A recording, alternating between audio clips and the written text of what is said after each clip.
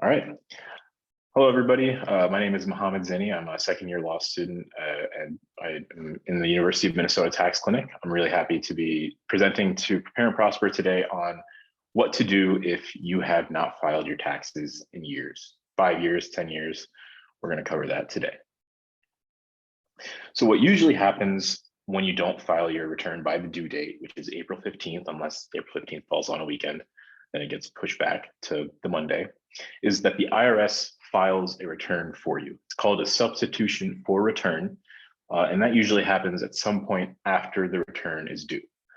The IRS does this with information that it gets from third-party forms. So you're not sending it any information, obviously, because you didn't file your return, but it gets information from your employers, W-2s, contractor income.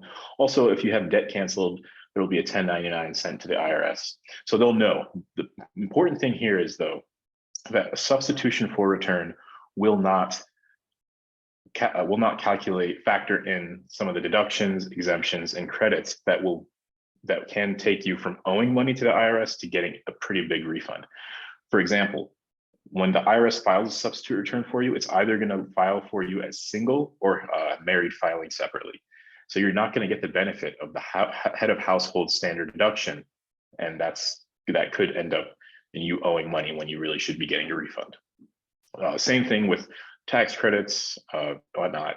So that's what the IRS is going to do. We're going to cover what you can do to fix that, even if it's in the future on the next slide. But the other thing that happens is that interest is going to start accruing on your account. It begins on the due date of the return, and it continues until payment is made in full. So the day that your return is due is also the day that your taxes are due. You have to pay by that date. And every month that you miss that you haven't paid those taxes, there is going to be interest accumulating. And right now, the interest rate would be about 8%, which is pretty high. And it's determined every quarter by just taking the federal short-term interest rate and adding 3%. So that's what happens when you don't file. The consequences that you can face there's really two potential penalties, one that you're much more likely to get, one that's usually only for like really sophisticated high income taxpayers that are doing big tax evasion schemes. The one that you probably won't face is the attempt to evade taxes. That's something that the IRS and the Department of Justice can bring against the taxpayer, criminal penalties of up to 5 years and $250,000 fines. Again, this is usually not something that low-income taxpayers, people that just don't file or miss their payments, have to worry about. It's really when you're actually putting money into hiring lawyers and accountants to evade taxes. The one that a taxpayer would be more likely to face would be the failure to file or pay, and that's kind of an automatic penalty that is put on your account each month that your tax return is late. And the nice thing is that it is capped at 25%. So every month there's a 5% penalty. But if you owe $4,000, the maximum that you're going to get penalized is $1,000, which is not a small amount of money. Other complications are passports, which are issued by the State Department. Congress actually recently passed a law that allows the IRS to tell the State Department to cancel passports and international travel if somebody has a pretty substantial tax bill that they haven't paid, and the courts upheld that recently. And then there's things like mortgages, buying insurance policies. Those require proof of income, they require financial documents, and they require tax returns.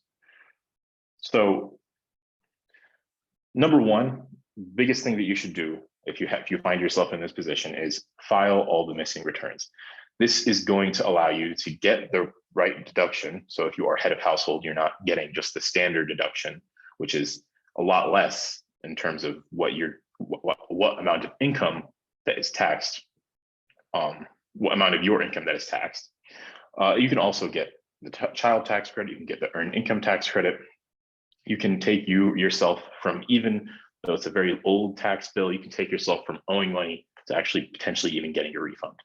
This should be the first step that you take, and it It will take some time. You will need to compile your financial records, and if you haven't been filing taxes, that might be harder, but it's definitely worth your time to do this first and foremost. Afterwards, you can negotiate with the IRS. You can ask to pay for an installment plan if you have a pretty substantial bill, but you think you can pay it, but you just can't pay it right now. They will work with you on an installment plan, or they will give you a payment extension. Something that a lot of people do is make a partial payment early on in the process to just limit interest accrual as much as possible. Like I said, right now the interest rate is about 8%. That will add up. So that is another option that people really look into. And then lastly, I would just mention some other options that are going to be covered in another presentation, but would definitely be applicable to somebody in this situation if they are dealing with a really big tax bill and not much income / assets. You can file for currently not collectible status, where basically you just tell the IRS you can't afford to pay taxes right now and they don't collect on your account for the time being. Offset bypass refund, that's if you desperately need the money you're going to get in the tax refund for last year, and you have to prove that, and the IRS will not take the refund and apply it to your bill. And then an offer in compromise, that's when you basically list all of your financial information, all of your assets, all of your income, all of your expenses, tell the IRS, look, I simply cannot pay this tax bill. Let's try to figure out an agreement where you get something and I pay what I can afford.